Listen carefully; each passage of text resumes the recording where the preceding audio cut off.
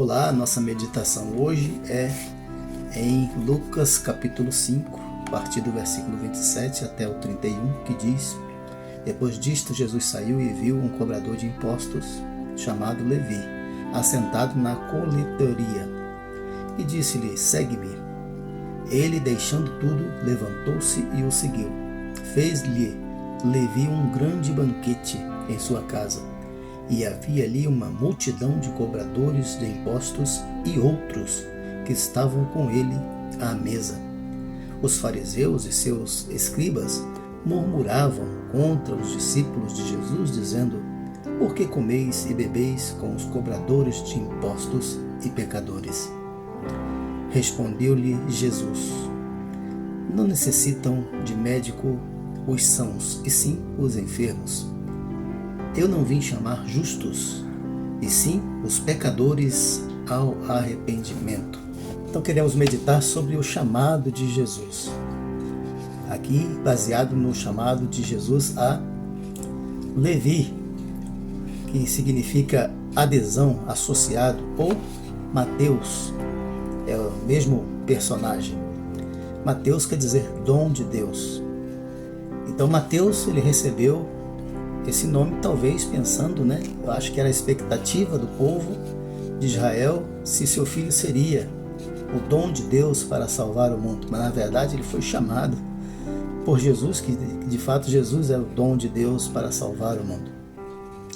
Mas logo o Levi se aderiu, se associou ao chamado de Jesus.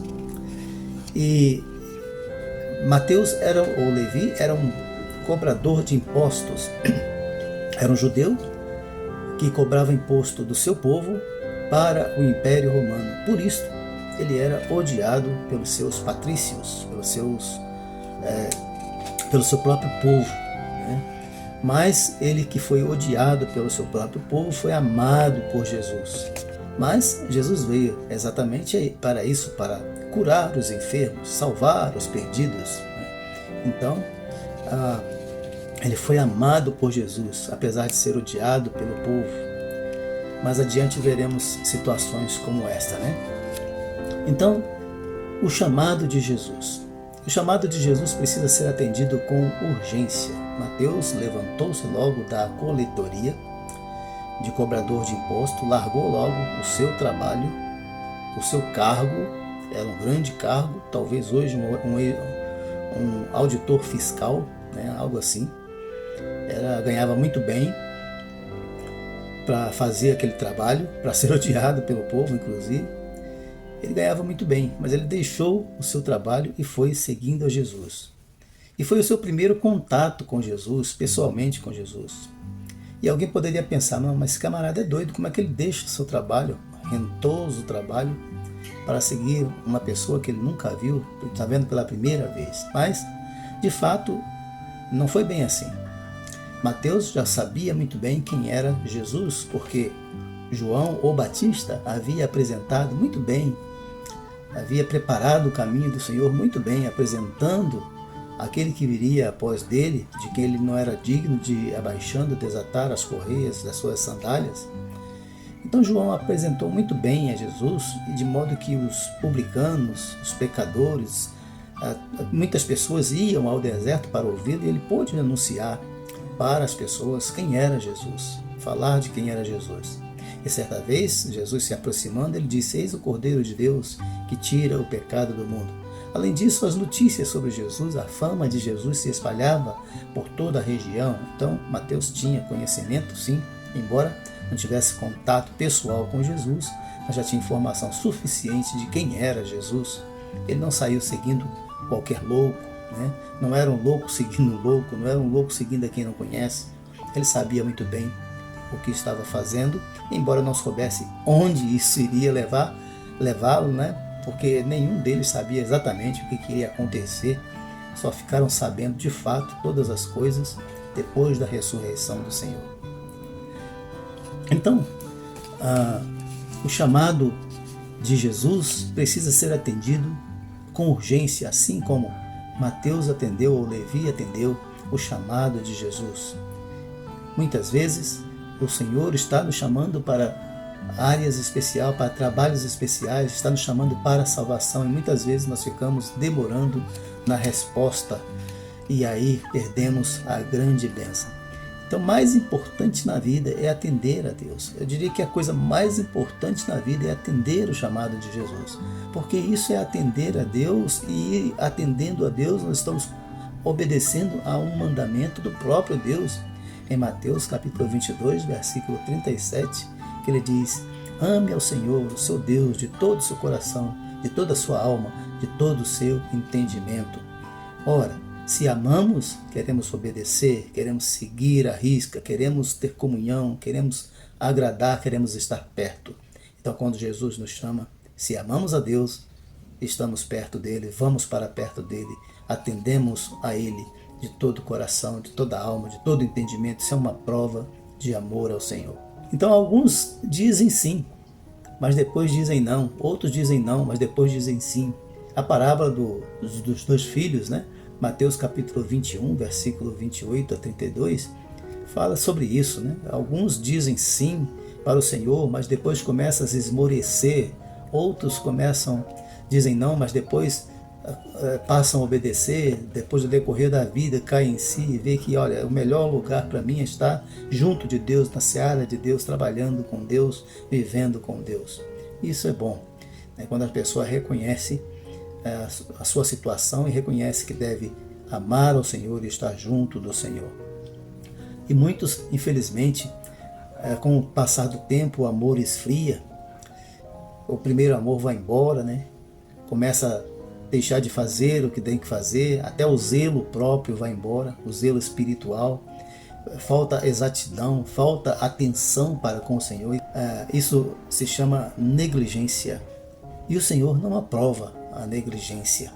A negligência traz consigo também as suas consequências para a nossa vida, consequências desagradáveis. O melhor é atender ao Senhor, o chamado do Senhor, com urgência. Uma primeira coisa na vida, a coisa mais importante desse mundo é amar a Deus e atender a Deus. E também atender a Deus nos leva a ter trabalhos, é claro, né? Trabalhos, tudo na vida envolve trabalho, né? Responsabilidade, mas também nos leva a bênçãos eternas. E não tem jeito de escapar disso. De um jeito e de outro, a gente sempre vai ter trabalhos na vida. Mas às vezes nos vemos trabalhando por nada ou por coisas insignificantes. Já trabalhar para o Senhor, estar na obra do Senhor, atendendo ao Senhor, amando ao Senhor, é um trabalho que tem recompensas eternas.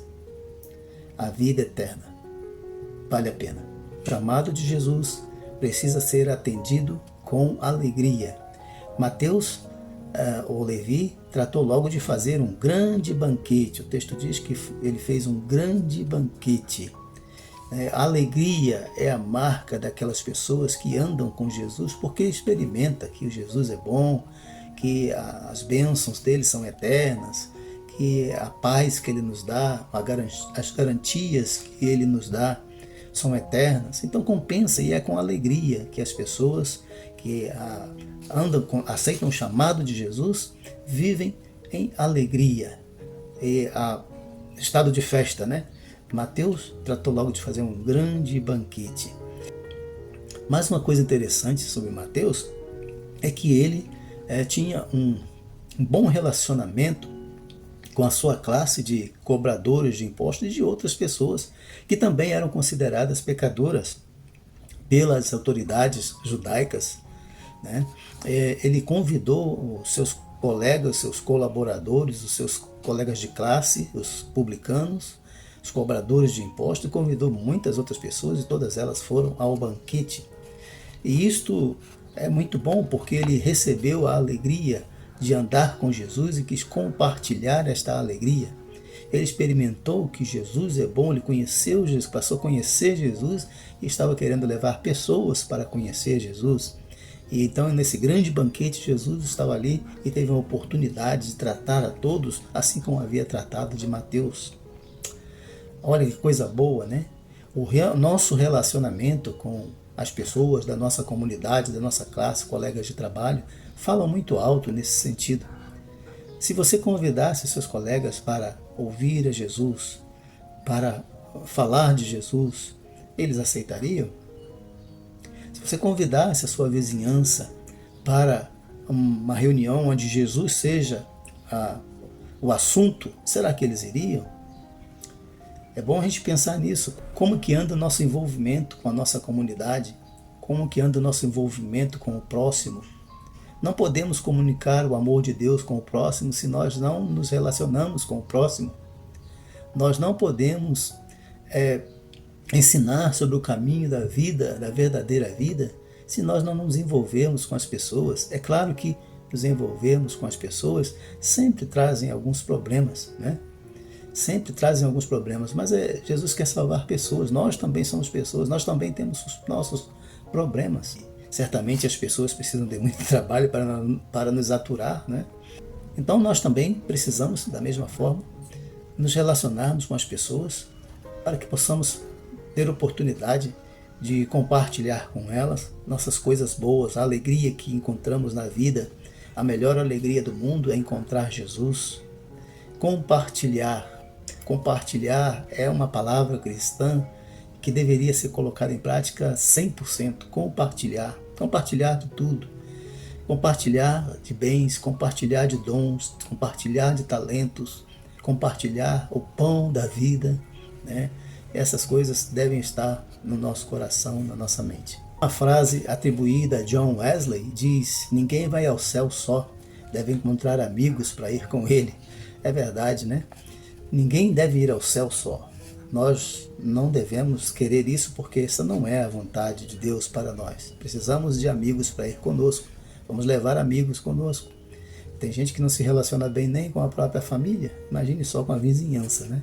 Então nós precisamos ser amigos, e esta é a melhor estratégia de evangelismo nos últimos tempos, através da nossa amizade, do nosso compartilhar com as pessoas, da nossa compartilhar com as pessoas a nossa alegria, as nossas coisas, os nossos bens, nossos talentos, ensinando sem pretensão alguma, apenas compartilhar o que temos recebido do Senhor. Esta é a maior demonstração de amor que podemos dar hoje às pessoas, é compartilhar. E hoje há uma grande dificuldade de compartilhar, porque também é uma classe de pessoas consideradas pecadoras que cresce na sociedade, né? Pessoas que estão excluídas e que nós precisamos amar. Compartilhar, gente, compartilhar. O terceiro ponto, né, chamado de Jesus, é para um tratamento médico, né? Jesus nos chama para um tratamento médico, porque todos nós precisamos de médico, e feliz é aquele que reconhece isso.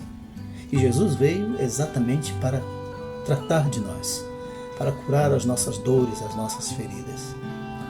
Aquele que reconhece isso é tratado por ele com certeza. Não tem como não ser.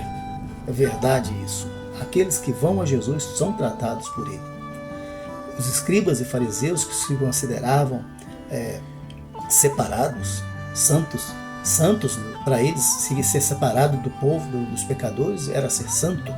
Mas Jesus, que era o verdadeiro santo, estava misturado com o povo, compartilhando dons de Deus, compartilhando vida. Então, para os fariseus, os considerados os santos, era os pecadores para lá. Para junto de mim, não. Eu não me misturo com gentalha. Tinha sofrido da síndrome do Kiko. Não se misture com essa gentalha. Então, não puderam receber a cura, não foram para o banquete, não participaram da alegria, não receberam a cura, não receberam o tratamento médico, continuaram com suas doenças.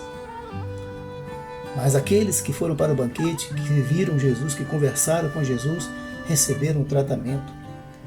Agora, não adianta nada o médico passar a receita e dizer o que tem que fazer e você não seguir, né? Com certeza, muitos dali, como Mateus, começaram logo a seguir a Jesus. E foram tratados por Jesus, foram curados por Jesus, salvos por Jesus. Porque é isso que sempre acontece quando nós atendemos a Deus, quando nós atendemos o chamado de Deus. Não tem como ser diferente. Então, para os fariseus, não vamos para esse encontro, nós não misturamos com essa gentalha. Esse era o pensamento dos escribas e fariseus. Então, para eles, os pecadores deveriam continuar pecadores e ir para o inferno.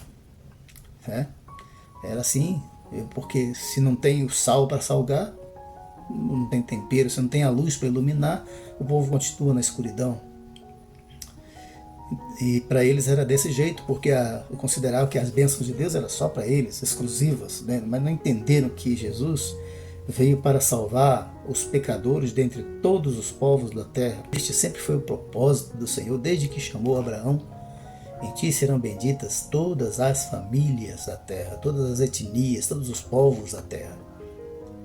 E todos aqueles que atenderem ao chamado de Jesus será salvo, não importa quem seja. Pode ser o pior dos pecadores. É esse mesmo que precisa atender a Jesus. É este mesmo que precisa do tratamento de Jesus. E é este mesmo que Jesus quer tratar. Jesus disse: não necessitam de médico os que são sãos, mas os doentes. Você está doente de alguma forma? Moral, física, espiritual? É pecador? Não tem problema. Jesus trata do seu problema. Confie nisso, aceite Jesus, confie nele, siga Jesus, aceite o chamado para segui-lo. Ele disse para Mateus: segue-me, e Mateus deixou logo o seu alto posto, o seu rentoso posto, e o seguiu. Faça isso agora mesmo e você vai ver que o Senhor é bom e que Ele tem bênçãos eternas para você. Senhor, em nome de Jesus, eu peço ao Senhor que abençoe essa pessoa que está ouvindo, assistindo este vídeo. Que o Senhor, Deus, dê a esta pessoa cura, seja em qualquer área da vida, física, emocional, espiritual, financeira, material, que o Senhor esteja, Pai, com a tua mão derramada sobre esta vida. A salva, Senhor, livra do poder das trevas, livra da condenação no julgamento do Senhor, quando o Senhor há de julgar todas as pessoas, que essa pessoa seja absolvida pela fé em Jesus. Abençoa, Pai, em nome de Jesus Cristo, Rei da Glória, dá um bom dia, um dia abençoado, para a honra e glória do teu santo nome. Amém. Então é isso, até o próximo vídeo. Que Deus abençoe a sua vida.